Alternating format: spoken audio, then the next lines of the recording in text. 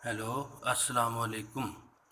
नाज़रीन, आज हम आपके लिए जो वीडियो लेके आए हैं वो एक सन्यासी जोगी ने अपने जाने से दुनिया से जाने से पहले अपने शागिर्द को तोहफ़ा दिया था।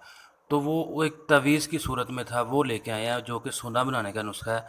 तो लेकिन सबसे पहले आप अक्सीर का नुस्खा सोने की, लेकिन आप हमारे चैनल को सब्सक्राइब करें पहले और वीडियो को लाइक करें और ज़्यादा से ज़्यादा इसको शेयर करें। तो चलते हैं आज की वीडियो की तरफ। नाज़रीन, एक सन्यासी जोगी था जिसने अपने शागिर्द को एक तोहफ़ा दिया था। वो जाने से पहले उसने कहा था, जब मेरी मैयत को, मेरी लाश को तुम लोग नहलाओगे तो मेरे बाजू पे, दाएं बाजू पे एक तावीज़ बंधा हुआ होगा, उसको उतार लेना। और अपने चेले को उसने बोला था कि यही तुम्हारी मुराद है। तो वो जानता था कि उसका उस्ताद सोना बना लेता है, कीमियागर है, तो वो उस इसी कोशिश में लगा रहा कि सारी उम्र इसको डी कोड करने में। लेकिन ये कोडिंग में लिखा हुआ है, आप भी इसको देखें, पढ़ें, परखें और डी कोड करके हमें कमेंट्स में ज़रूर बताइएगा कि सेंटर वाले और आगे वाले चीज़ों की आपको समझ लगी है या नहीं। और इसकी ऑडियो भी मैंने नई नई ख़राब की ताकि असल ऑडियो भी मौजूद रहे। खुदा हाफिज़। आंवला, कमर,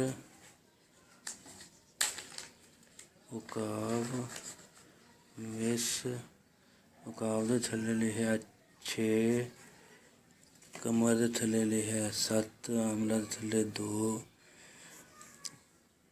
इधर लिखा तिला, मिर्च दे नाल तिले दे थल्ले लिखा 8, इत्थे लिखा जोहरा, जोहरा दे थल्ले लिखा 3, इत्थे लिखा जदीद, इत्थे थल्ले मेरे ख्याल 4 लिखा है, जदीद दे थल्ले लिखा 4 शायद, ते ए 7 घेरे की थल्ले 9 लिखा है शायद, ए पता नहीं की विचकार।